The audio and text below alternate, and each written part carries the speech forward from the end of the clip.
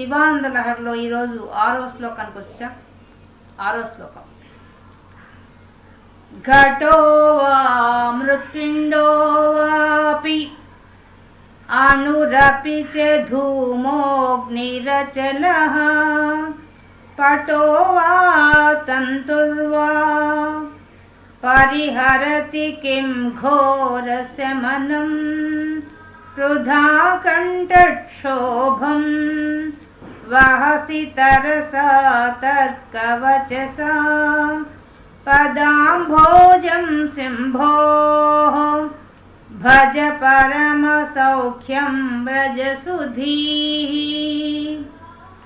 ఘటో వా మృత్పిండో వాపి అణురపి చ ధూమోగ్నిరచలః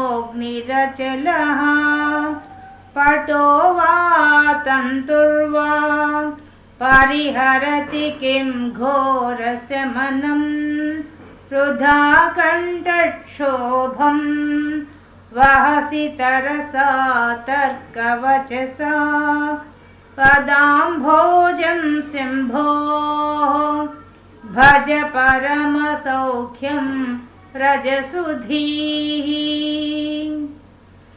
ఘటో వా మృత్పిండో వాపి అణురపి చ ధూమోగ్నిరచలః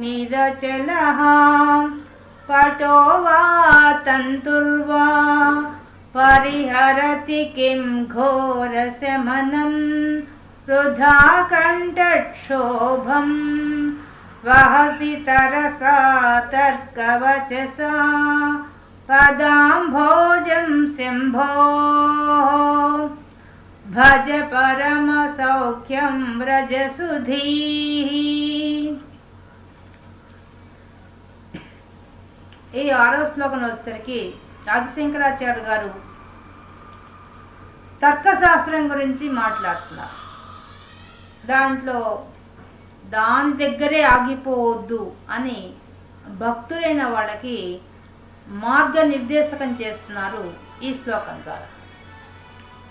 మనకి ఒకసారి ఆదిశంకరాచార్య గారు కాశీ నగర వీధుల్లో నడుచుకుంటూ పోతూ ఉంటే ఒక అరుగు మీద ఒక బ్రాహ్మణుడు కూర్చొని ముసలివాడు వ్యాకరణ శాస్త్రాన్ని శిష్యుల్ని కూర్చోబెట్టుకొని చెప్తూ ఉంటే ఆదిశంకరాచార్యుడు ఆయన దగ్గరికి వెళ్ళాడు. మీరు ఏం చెప్తున్నారు అన్నాడు. నేను వ్యాకరణ శాస్త్రాన్ని చెప్తున్నాను అన్నాడు. అప్పుడు ఆదిశంకరాచార్యులు గారు అడిగారు, మరి మీరు వ్యాకరణ శాస్త్రం దగ్గరే ఆగిపోతే ఎలా అని అడిగారు. లేదు, నేను వ్యాకరణ శాస్త్రం అయిపోయిన తర్వాత తత్వశాస్త్రానికి వెళ్తాను అన్నాడు. అప్పుడు ఆయన ఆశ్చర్యపోయాడు. అప్పటికే ఆయన చాలా ముసలివాడు, వణికిపోతున్నాడు. అటువంటి వాడు ఇప్పుడు వ్యాకరణ శాస్త్రం దగ్గర ఉన్నాడు. తర్వాత తత్వశాస్త్రం ఎప్పుడు తెలుసుకుంటాడు? ఇంకా భగవత్ తత్వం అంటే ఎలా తెలుసుకుంటాడు అని ఆవేదన చెంది ఆ ఆవేదనలో నుంచి ఒక స్తోత్రం ఆయన నోట్లోంచి బయటకు వచ్చింది. అదే భజ గోవిందం భజ గోవిందం గోవిందం భజ మూఢమతే. ఓ మూర్ఖుడా, ఇంత వయసు అయిపోయిన తర్వాత ఇంకా కూర్చొని వ్యాకరణ శాస్త్రాన్ని ఇంకా శిష్యులకు నేర్పిస్తున్నావా? నువ్వు తరించేది ఎప్పుడు? అందుకని ఆదిశంకరాచార్యులు చాలా ఇక్కడ శివానందలో మూర్ఖ అని మూఢ అనే పదం ఎక్కువ ఉపయోగిస్తారు. ఎందుకంటే ఆయన బాధ, సమాజం మీద మనుషులను చూసి బాధపడతాడు. ఎందుకు? తరించే మార్గంలో పయనించకపోతే ఆయన అలా మాట్లాడుతుంటాడు. సంప్రాప్తే సన్నిహితే కాలే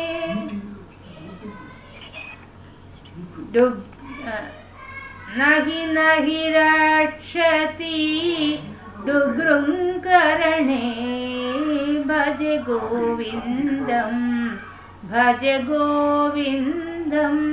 అని పాడతాడు. అంటే డుగృంకరణే అనేది వ్యాకరణ శాస్త్రంలో ఒక సూత్రం. ఆ సూత్రంలో కూర్చొని సూత్రం దగ్గరే ఆగిపోయావే, మరి తత్వం ఎప్పుడు తెలుసుకుంటావు, భగవత్ తత్వాన్ని ఎప్పుడు తెలుసుకుంటావు అని ఆది శంకరాచార్యులు ఆ స్తోత్రం అసంకల్పితంగా ఆయన నోట్లోంచి వచ్చేసింది. ఆ బ్రాహ్మణ్ చూసిన తర్వాత ఆయనకు చెప్తున్నట్టు చెప్పినా ఇది ఎప్పటికీ భజగోవిందం అనేది చాలా గొప్ప స్తోత్రం, మనకు సంబంధించింది ఇదంతా. అంతా తత్వశాస్త్రం అంతా చెప్పేస్తున్నాడు ఆయన దాంట్లో. కాబట్టి అలా చెప్పిన తర్వాత చెప్పుకుంటూ చెప్పేశాడు. అదే విషయాన్ని కొంచెం ఎలాబరేట్ చేసి మనకి శ్లోకాన్ని చెప్తున్నారు. అంతే, తర్కశాస్త్రం దగ్గర వ్యాకరణ శాస్త్రం దగ్గర ఆగిపోతే కాదు, ఇంకా భగవత్ తత్వాన్ని తెలుసుకోవాలి అనే ఒక ఆరాటంతో మళ్ళీ ఈ శ్లోకంలో కూడా అదే విషయాన్ని చెప్తున్నారు ఆది శంకరాచార్య గారు. దీంట్లో మొత్తం తర్కశాస్త్రం గురించి చెప్తున్నారు. ఘటోవా, ఘటం కుండ, కుండ కానీ మృత్పిండోవాపి, మృత్పిండం అంటే మట్టి ముద్ద, మట్టి ముద్ద కానీ అణురపిచ, అణువులు కానీ అణువుల సమూహం కానీ ధూమోగ్ని, ధూమము అంటే పొగ, అగ్ని అంటే నిప్పు, అచలహ అంటే పర్వతం. ఈ పదాలన్నీ కూడా తర్కశాస్త్రంలో ఉపయోగిస్తుంటారు. ఇంకా పటోవా, పటోవా అంటే వస్త్రం, తంతుర్వా, తంతుర్వా అంటే దారాలు. ఈ పదాలన్నీ కూడా తర్కశాస్త్రంలో ఉదాహరణగా చెప్పడానికి, భగవతత్వాన్ని చెప్పడానికే ఉపయోగిస్తుంటారు. కానీ ఇక్కడ ఆది శంకరాచార్యులు ఏం చెప్తున్నారంటే ఈ పదాల దగ్గరే ఆగిపోవద్దు అనే సందేశాన్ని ఈ శ్లోకంలో ఇస్తున్నారు. అంటే ఘటోవా, కుండ ఉంది, కుండ ఉంది అని చెప్తారు. ఆ కుండలో ఆకాశం ఉంది, ఆ కుండ పగిలితే కుండలో ఉండేది ఘటాకాశం, విశ్వమంతా వ్యాపించి ఉండేది ఆకాశం. ఆకాశమే పరమాత్మ, ఆ పరమాత్మ కుండలో కూడా ఉన్నాడు. కుండ పగిలిపోతే ఆకాశం ఏం నష్టం పోదు, ఆకాశం కలిసిపోతుంది అంతే ఆకాశంలో అనే విషయాన్ని ఆ కుండ ఎగ్జాంపుల్గా చెప్పి తర్కశాస్త్రంలో చెప్తుంటారు. అంటే మన శరీరం ఒక కుండ అయితే ఈ కుండ పగిలిపోతే ఏమవుతుంది, దీంట్లో ఉండే ఆకాశం మామూలు ఆకాశంలో కలిసిపోతుంది అంతే.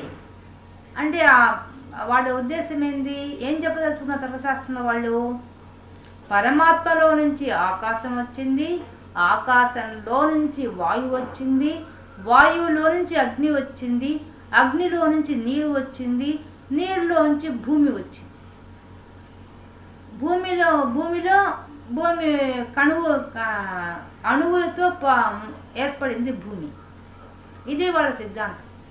దాన్ని వాళ్ళు ఉదాహరణగా చెప్తారు. అంటే ఇప్పుడు మనకు వేదాల్లో చాలా విషయాలు ఉన్నాయి, అవన్నీ చెప్పాలంటే ఒక తర్కశాస్త్రంగా ఒక ఉదాహరణ తీసుకొచ్చి చెప్తే మనకు అర్థం అవుతుంది. అలా చెప్తారన్నమాట. అంటే మనకు తొందరగా డైరెక్ట్గా చెప్తే బ్రహ్మజ్ఞానం తొందరగా అర్థం కాదు. ఆ అర్థం కాని విషయాన్ని వాళ్ళు ఏం చేస్తారంటే ఈ ఎగ్జాంపుల్గా చెప్తే మనకు అర్థం అవుతుంది. ఇప్పుడు మన శరీరంలో కూడా ఆకాశతత్వం ఉంది, విశ్వమంతా ఆకాశమే ఉంది, మన భూమి కూడా ఆకాశంలో ఉంది. ఈ ఆకాశం తత్వంతో పంచభూతాలతో ఈ దేహం కానీ పగిలిపోతే ఏమవుతుంది, ఈ దేహంలో ఉండే పంచభూతాల్లో కలిసిపోతాయి అని వాళ్ళు పరమాత్మ తత్వాన్ని గురించి ఒక ఎగ్జాంపుల్ తీసుకొని చెప్తుంటారు వాళ్ళు తర్కశాస్త్రంలో. అలాగే మృత్పిండోవాపి, మట్టి ముద్ద, ఆ మట్టి ముద్దతోనే నీకు కుండ తయారవుతోంది,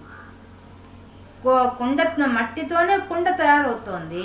ఆ కుండ మళ్ళీ పగిలిపోతే ఏమవుతుంది, మట్టిలోనే అది కూడా కలిసిపోతుంది, ఏం పెద్ద మార్పు లేదు.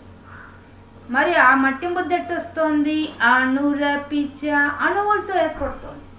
కొన్ని అణువులు కలిసి మట్టి ఏర్పడుతోంది, మట్టి కలిసి ఒక కుండ తయారవుతుంది అని వాళ్ళు చెప్తారు, ఉదాహరణ చెప్తారు. మన భగవత్ తత్వాన్ని వాళ్ళు అలా చెప్తారన్నమాట ఎగ్జాంపుల్గా. ఎవరు తర్కశాస్త్రం తెలిసిన వాళ్ళు చెప్తారు. ఇంకా ఏం చెప్తారు, ధూమం అంటే పొగ అనేది వస్తోంది ఒక దగ్గర. అంటే ఇప్పుడు ఒక పెద్ద కొండ మీద నుంచి పెద్ద పొగ వస్తుంది అనుకోండి, మనం అప్పుడు ఏమంటాం, పొగ వస్తోంది, అక్కడ ఖచ్చితంగా నిప్పు ఉంది అని చెప్తాం. అలాగే ఈ విశ్వంలో అంతా భగవంతుడే ఉన్నాడు, కానీ ఆ భగవత్ తత్వం అంతా ఎలా తెలుస్తోంది మనకి, పంచభూతాల ద్వారా తెలుస్తోంది. ఇప్పుడు సూర్యుడు వెలుగుతున్నాడు, ఈ సూర్యుడు వెలిగించేవాడు ఇంకోటి ఉన్నాడు అనే విషయం మనకు తెలుస్తోంది. సూర్యుని చూసిన తర్వాత చంద్రుని చూసినా అట్లే అనిపిస్తుంది. అలాగే మన పెద్ద గాలి వీచినా ఈ గాలి పుట్టించిన వాడు ఎవరో ఉన్నాడు అనిపిస్తుంది. అలాగే మనకు భూమిని చూసినా నీటిని చూసినా అవన్నీ చూసినప్పుడు దీన్ని సృష్టించేవాడు ఇంకోడు ఉన్నాడు అని ఉన్నదాన్ని బట్టి మనం ఊహిస్తాం. అలాగే వాళ్ళు ఏం చెప్తారు, అక్కడ దూరంగా పొగ వస్తుందయ్యా, పొగ ఉంది అంటే కింద నిప్పు ఉన్నట్టే కదా, అప్పుడు విశ్వం కనిపిస్తోంది కాబట్టి విశ్వనాథుడు ఉన్నట్టే కదా అని వాళ్ళు చెప్తారు. ఉదాహరణ చెప్తారు వాళ్ళు. అక్కడ కొండ ఉంది, పొగ ఉంది, కొండ ఉంది.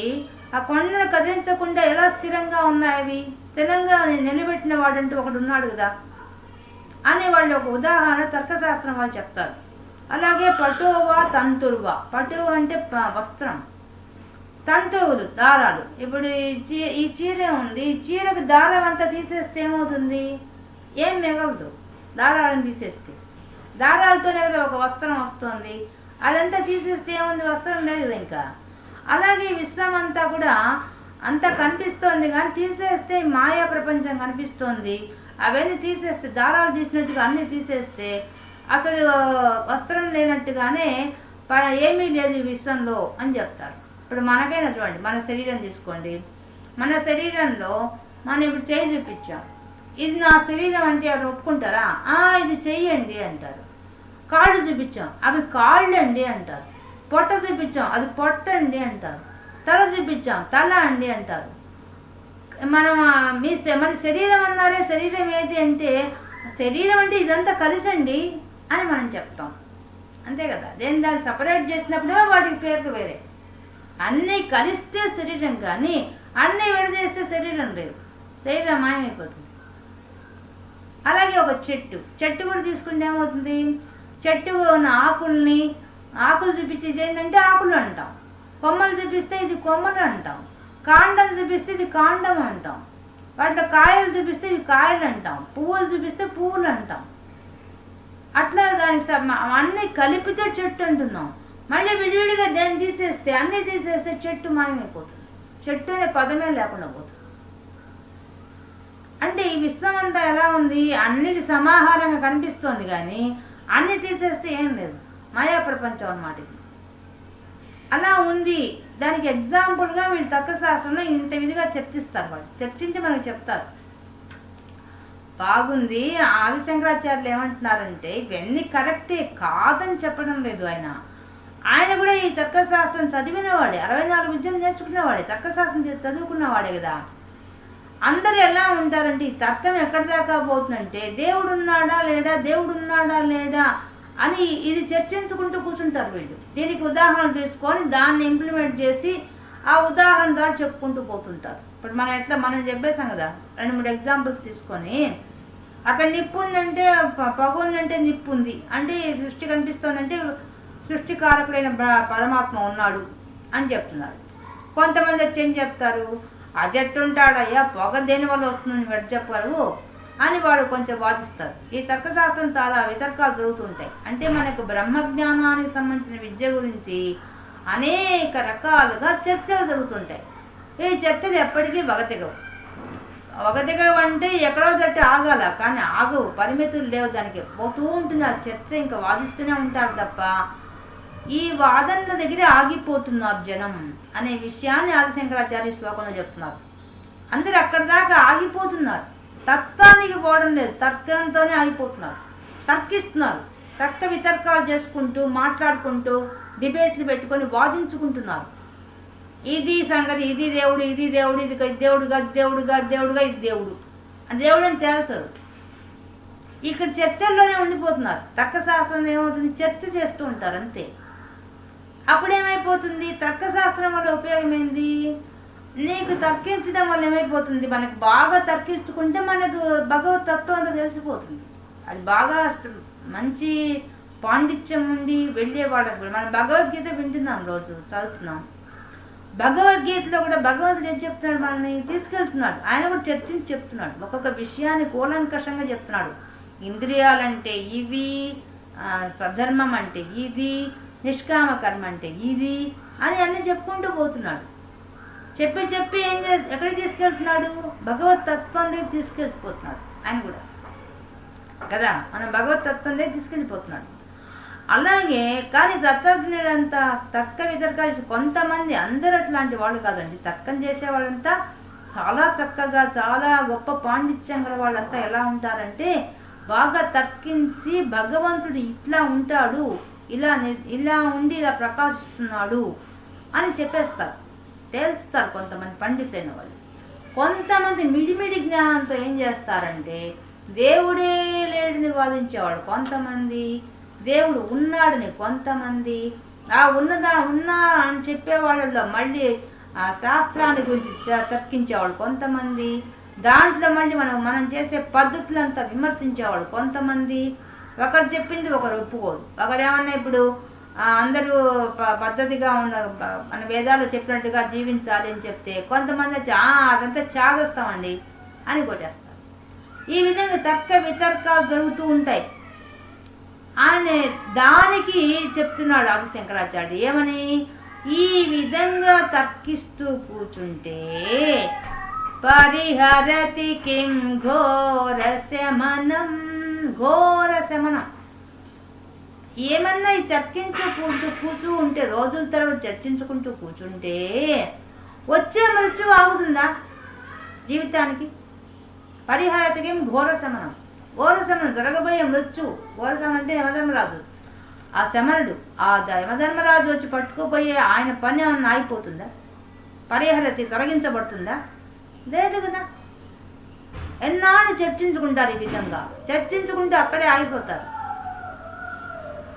ఆయగా వచ్చి ఆ భగవత్ తత్వాన్ని తెలుసుకొని భగవంతుని పట్టుకునే ప్రయత్నం చేయండి. లేకపోతే మీకేమైపోతుంది, పరిహరతి కిం ఘోర శమనం. ఆ యమధర్మరాజుని పట్టుకుంటే వాడు యమధర్మరాజు వచ్చి పట్టుకుంటాడు. నీ కాలం తొందరగా గడిచిపోతుంది. కాలాన్ని ఆపలేవు కదా నువ్వు. ఆ కాలపాసం వేసి లాగేంటి ఆ యమధర్మరాజు నిన్ను ఆపడు, వచ్చి పట్టుకుంటాడు. అప్పుడు ఏమైపోతుంది, ఎటు కాకుండా అయిపోతావు. అటు తర్కశాస్త్రంలో పండితుడిగా మిగిలిపోతావా అంటే అది ఉండదు. పోనీ ఇటు భగవతత్వాన్ని తెలుసుకుని భక్తుడిగా ఉంటామంటే అది లేదు. పోనీ మోక్షం సంపాదిస్తామంటే అది లేదు. ఏది కాకుండా అయిపోయింది జీవితం. ఆ చర్చల దగ్గరే అయిపోయారు మీరంతా. కాబట్టి వృధా కంఠక్షోభం, అనవసరంగా వృధా, వేస్ట్, వృధాగా కంఠక్షోభం, ఈ కంఠం, ఈ గొంతు అరిగిపోయేటట్టుగా వాగి వాగి వాగి వాగి ఏం ప్రయోజనమైందయ్యా? కంఠక్షోభం వాగినందువల్ల ఏమైపోయింది, ఆ కంఠం అరిగిపోతుంది. అది జరుగుతోంది.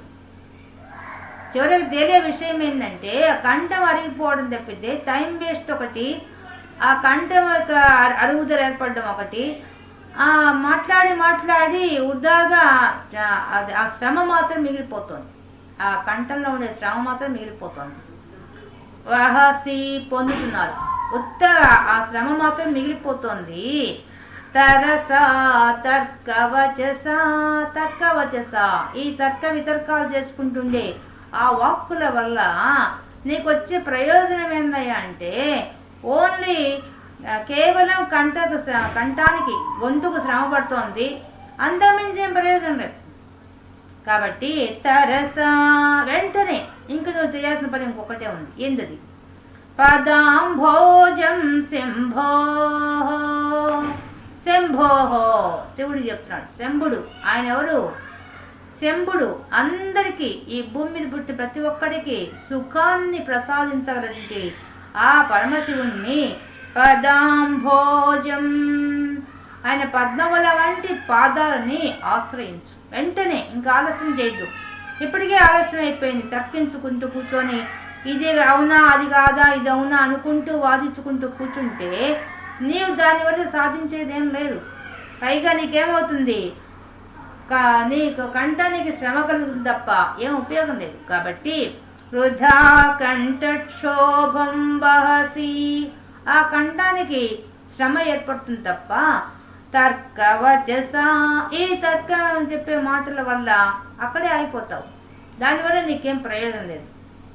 పైగా తరస, వెంటనే నువ్వు చేయాల్సిన పని ఏంటంటే పదాంభోజం పద్మముల వంటి పాదాలు ఉన్నటువంటి ఆ శంభుడు, అందరికీ సుఖాన్ని ప్రసాదించే ఆ శంభుణ్ణి భజ, పట్టుకో, ఆ పాదాలు ఆశ్రయించు, ఆ పాదాలతో ధ్యానిస్తావా, జపం చేస్తావా, ఆరాధిస్తావా, ఏదైనా చెయ్యి. పరమ సౌఖ్యం, దానివల్ల నువ్వు పరమ సౌఖ్యం పొందవచ్చు. ఎటువంటి పరమ సౌఖ్యం పొందుతావు? ఆఖరికి జన్మే లేకుండా ఉండేంత గొప్ప సుఖాన్ని నువ్వు పొందుతావు. వ్రజ, పొందు. సుధీహి, సుధీహి అంటే ఓ బుద్ధిమంతుడా, ఓ పండితుడా, అన్నిట్లో పాండిత్యం గల ఓ పండితుడా, తర్క వితర్కాల దగ్గర ఆగిపోకుండా ఆ పరమాత్మను పట్టుకొని ఆయన పాదాలు ఆశ్రయించవయ్యా. ఇది నువ్వు చేయవలసింది. అంతే తప్ప ఈ తర్క వితర్కాలు చేసుకుంటూ చర్చిస్తూ కూర్చుంటే నష్టపోయేది నీ ఒక్కడవే. ఎందువల్లంటే నీ జీవితాన్ని పుట్టినందుకు సార్థకత చేసుకోలేవు. పైగా మృత్యుదేవత అయినట్టు ఆ యమధర్మరాజు నిన్ను వదిలిపెట్టడు, నీ మీద దయ చూపిస్తాడు. వీడేదో తర్కశాస్త్రంలో పండితుడిలే అని వదిలేస్తాడు అనుకుంటున్నావా? ఆయనే పరిహారతకి వదిలేడు. వదిలేయకుండా వచ్చి పట్టుకుంటాడు. పట్టుకొని నేను తీసుకెళ్ళిపోతాడు. కాలం అయిపోతుంది, మృత్యువు వస్తుంది, నీకు సిద్ధంగా ఉంది మృత్యువు. ఎప్పుడు మృత్యువు వస్తుందో తెలియదు. అనవసరమైన వ్యర్థ ప్రసంగాలతో కాలక్షేపం చేయకుండా ఆ భగవంతుణ్ణి ఆశ్రయించవయ్యా, ఆయన పాదాలు ఆశ్రయించవయ్యా. దానివల్ల నీకు పరమ సౌఖ్యం, అసలైన సుఖం.